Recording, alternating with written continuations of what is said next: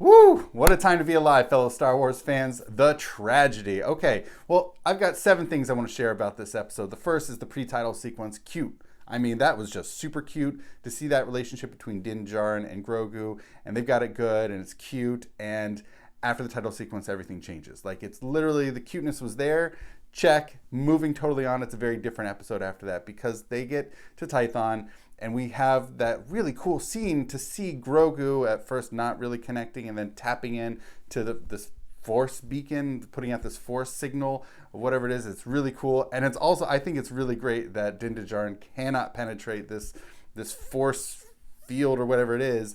I actually enjoyed that. That Din Djarin had no power there. And it was great to see that. It was really cool. We haven't had that payoff yet. I'm going to circle back to that at the end. I'm very excited, very excited to see the Boba Fett and Fennec Shand piece because, we saw at the very end of the first season episode, The Gunslinger, that there were some spurs approaching Fennec Shand, and that was clearly setting up what we saw right here in this episode, that he then saved her. And she's a really interesting character. I think she adds a nice dynamic to it, and so I'm glad that they brought her back. And also, she's like sort of like a life debt to some degree to Boba Fett. And I was very happy with what Boba Fett told Din Djarin. So here's why. Back in the Clone Wars, there was a second season episode called The Mandalore Plot, where Obi-Wan Kenobi goes to the Mandalorian Prime Minister, Almec, and he asks him about Jango Fett. Was he a Mandalorian? Now Prime Minister Almec outright denies that he was a Mandalorian. He just was wearing Mandalorian armor. But the very same conversation, Prime Minister Almec then turns around and says, well, Mandalorian has shed its warrior culture. We no longer have anything to do with any of that stuff.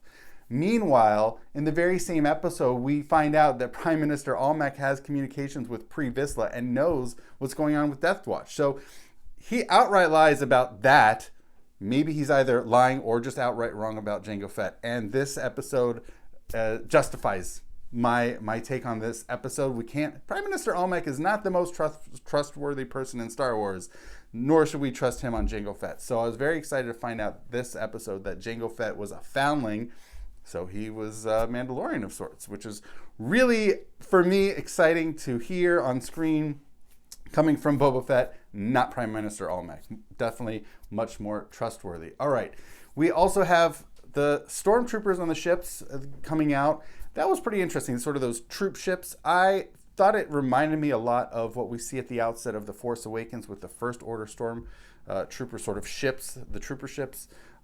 So it seems almost like an earlier design before the First Order decades later. All right. We get to see troopers that were previously shown, these dark troopers with Moff Gideon, a couple episodes, the very tail end of the episode called The Siege. So they were just sort of lined up. We get to see them in action by Moff Gideon, which was really interesting. We haven't actually seen them fighting or shooting or anything of the sort, but they can jet around, which is neat. The 7th thing I want to share is about this Darksaber. Why Moff Gideon? Why? It was seeming just sort of extraneous. It was just superfluous, almost gratuitous, really, of just waving this Darksaber in Grogu's face. It totally seemed unnecessary. My judgment aside, it was neat to see it, and it clearly, to me, seems like foreshadowing for the rest of the season. Because, and now we're going to go into, here's my final spiel, which is, this feels like the beginning of a 3-part season finale, where this is just the beginning, kicking things off, the hunt for Grogu, because now we also have Boba Fett and Fennec Shand, who are they've pledged their allegiance to Din Djarin and getting and securing Grogu's safety. So that's going to be an interesting, at least a core group. We'll see about springing that ex-Imperial from the prison. We'll see how that works out as far as whatever this team is that's coming together to get Grogu back. But I suspect there's some foreshadowing with this Darksaber that we'll see it return and probably finally in action. Against whom or what? I don't know. Now, this is where I'm going to come back to this force beacon thing that Grogu was activating.